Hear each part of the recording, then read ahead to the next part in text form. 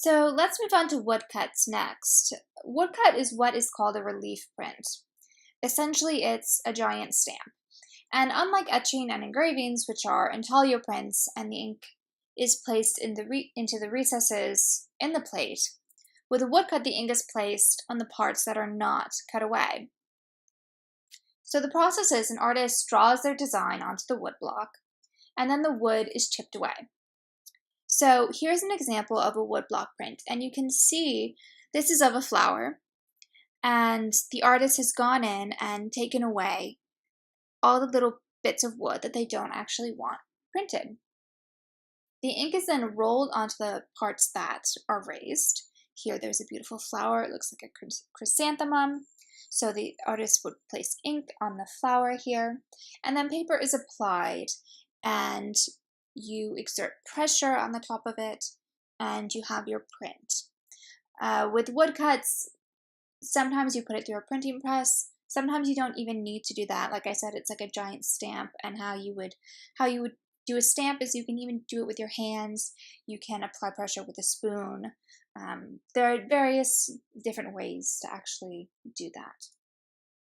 Again, the Museum of Modern Art website has an illustration of how a woodcut is made, so take a minute and check it out. To give you a little history of woodcuts, woodcuts were developed first from printed textiles. So back in Roman times, textiles were printed from wood blocks that were inked and pressed onto the linen. And the technology for woodblock printing then really existed for a long time. But as I mentioned before, paper was not created in Europe until 12th century. It was not really available until the 15th century. It was a very expensive commodity. So the first major printed image on paper, which was a woodcut, was not really created until, I think it was 1420, between 1420 and 1430.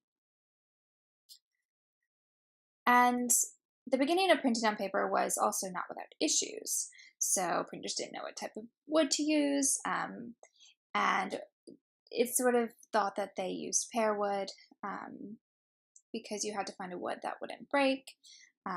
And that's why when you're looking at a wood block, you often see very thick, chunky lines because of the wood would actually break after it's being printed.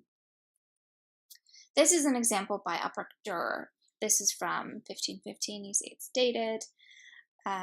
And it's a little more refined. This is about 100 years after woodblock printing really started, so the lines are a bit thinner.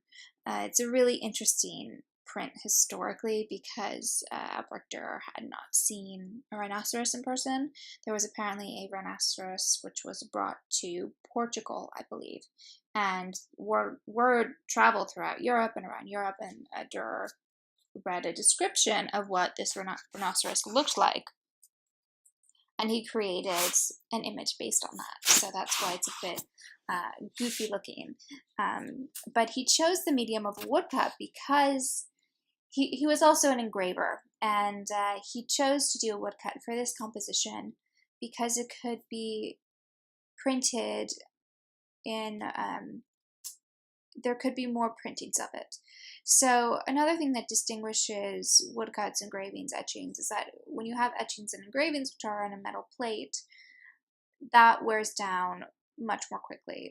Wood is a little sturdier, even if you do have certain times when it breaks, you can still get more prints from a wood block than you can from an engraved plate. And this is why early woodcuts also were used in books, so for book plates and really any image or information that was going to be widely distributed. In the early 20th century, woodblock printing really becomes popular again, and it's picked up by German expressionists. And here's a work by a German expressionist, and again you can see these really clunky, chunky lines. Often you'll see with woodcuts, you can actually see the grain, so that's another way to determine that it's a woodblock print. In the 20th century, you also have a medium called lino cuts, which is the same process, but instead of using a wood wood block, he used a block made out of linoleum. So you can tell the difference between them because often there's something a bit more organic about wood block printing. So you can see the grain, you'll see little chips. Lino cuts often look a bit more perfect, I guess I should say. But again, a telltale sign are these chunky, blocky lines. Lithography is the next medium that we'll talk about. It was invented around 1796, somewhat by accident. There was a playwright, a Bavarian playwright, who discovered that he could duplicate his scripts by writing them in a greasy crayon on slabs of limestone and then printing them with ink, obviously. And because the limestone retained these crayon marks of these waxy crayons, even after it was inked and printed multiple times, these lithographs could be printed in almost unlimited quantities. So as I was talking about a few minutes ago, wood block, engravings, etchings, all of these things wear down. And blocks break, engravings, you can't pull many prints from them that are still really readable because the ink becomes very light. So the fact that you could make these lithographs that could be printed in unlimited quantities was huge. So take a look at the Momo site. It's a great visualization of this process. It's complicated. There are a lot more steps because it's based on chemical reactions. So I find the Momo site extremely helpful even for me to understand kind of what's going on. But I will do my best to describe this right now. So the process is an artist takes an oil-based crayon. He draws on a slab of limestone. So here I have on the screen an example of a limestone with this image. And it's actually inked here, but you get a sense of what the limestone actually looks like. So after they draw on this piece of limestone, the stone is then wiped with a chemical solution, which makes the image attract ink. And the other areas will reject the ink and they'll reject water. The stone is wiped with a solvent to dissolve most of the early drawing, but you have this ghost-like image that remains, which is greasy. The surface is then rubbed with water, and the early treated areas will attract and absorb that water. And then because ink and water reject one another, you can ink the rest of the plate with a roller, and that grease will stick to the crayon and not the areas that have water on them. So then you can pull your image. So thanks to the ease of production and economical distribution, it really didn't take long for lithography to find a broad range of applications in art and commerce, again, because it can be printed in such unlimited qualities. And you saw it would multiply drawings. It was embraced by for portraits, for illustrators, also in the popular press, and it was just a really effective means of creating images from many of the period's greatest artists. And it revolutionized. One of the first places you really see it being revolutionary is in the 1880s and 1890s with posters. So this is an example by Toulouse-Lautrec of a wonderful lithographed poster which would have been put up around Paris. And lithographs increased the size of the printing base, and art collectors as well really began to enjoy a greater range of offerings in color prints and illustrated books. Another example of a lithograph, this is from the early 20th century. This is a work by George Bellows, who was an extraordinary artist and lithographer, and his lithographs are very highly prized.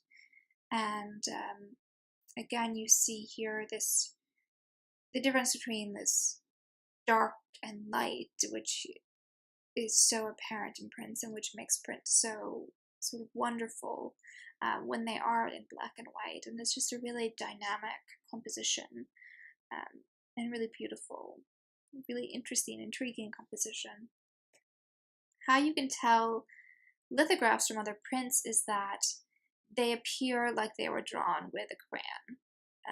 So if you look on the left here, it's almost as if someone had a black Crayola crayon, right, and was drawing on a sheet of paper. It also sometimes looks like graphite, so like a pencil. And on the right, you can kind of see that too. It's like this very light shading in a way. And sometimes you don't get the very strong line that you see in woodcuts and engravings and etchings. So it's a little bit subtler. But again, it looks like a crayon because it essentially was drawn with a crayon. And now we're going to move on to mezzotints. I like to think of mezzotints almost like a print in reverse because the process is a bit different than engraving or etching. It's made like engraving and etching on a copper plate. But what the artist does is, you'll see here on the left, they take what's called a rocker. And a rocker is that semicircular tool you'll see. It has fine teeth along the bottom. And the artist takes it and kind of rubs it, runs it across, or rocks it really across the metal plate so the surface is roughened. So in this state, the plate will print in solid black, right? Because this rocker puts little grooves into the plate where ink is held. And what the artist then does is, to create a design, he scrapes down and polishes areas of the plate. So those areas hold less ink and will print more lightly than the unpolished areas. The mezzotint plate is particularly prone to wear during printing because those grooves that the rocker creates aren't really that deep. So the earliest impressions are really fine and really dark, have a very strong contrast, and then they become fainter and fainter. And on the right here, you'll see just how the artist smooths out an image using his various tools. In the 19th century, mezzotints were used in England as portraits. So here's an example of that. And again, with lithographs in a way too, you don't see a huge distinction with line, since the artist is able to create very kind of smooth areas, and it can be very subtle in how the range of the depth of the grooves really, really is. So the shading can be much subtler. And this is a work by a contemporary artist. And again, you have this dark background, which would have been created using that rocker. And you have this piece of garlic, and you can see just the shading is very subtle, very light. There is a very strong contrast between dark and light here, but when you really look at the specific sections of this piece of garlic, you'll see how subtle the shading actually is. And if you look very closely at mezzotints, you can see those little dots, little specks that hold the ink, which the rocker created. So that's how you can tell a mezzotint from different types of printmaking, because you can see these little dots. And the last kind of printmaking we're going to talk about is screen printing. So screen printing really became popular, and I associate screen printing with contemporary works of art. However, it's one of the oldest forms of printmaking, and really the oldest forms of making art. It dates 1,000 years back to China during the Song Dynasty, and it was the successor of stenciling, which was invented over 40,000 years ago. So those methods are some of the earliest forms of artistic expression, and they really heavily influence artistic innovation throughout history. And you can see some stencils that were used on the walls of European caves. But stenciling really wasn't introduced into Europe until the late 1700s. And it wasn't until the 1910s that printers began experimenting with new ways of screen printing. So they used photoreactive chemicals, with glues, with gelatin compounds, and then you have it being developed even further when 3D printers Roy Beck, Charles Peter, and Edward Owens introduced photo image stencils. So it was at this time when, too, screen printing and the use of stencils became more of an art form and not such just a industrial product, I guess you could say. So for most of the 20th century, screen printing was considered like trade secrets, and it was very confidential. These new forms that were created and really being used were not widely used. And in the 1960s, however, with the help of Andy Warhol, it became a more widely recognized art form. And here's the process of screen printing. Again, you can go to the MoMA site and you can take a look and see what they say. But essentially the process is an artist draws on a piece of plastic, a piece of paper, cuts away the portions that will be printed, and then you have a stencil. So the stencil is placed on a piece of mesh. It's stretched on a frame. You can see that in this image here. You have this frame around a stencil, the blue plastic. You'll see parts that are cut away, various letters.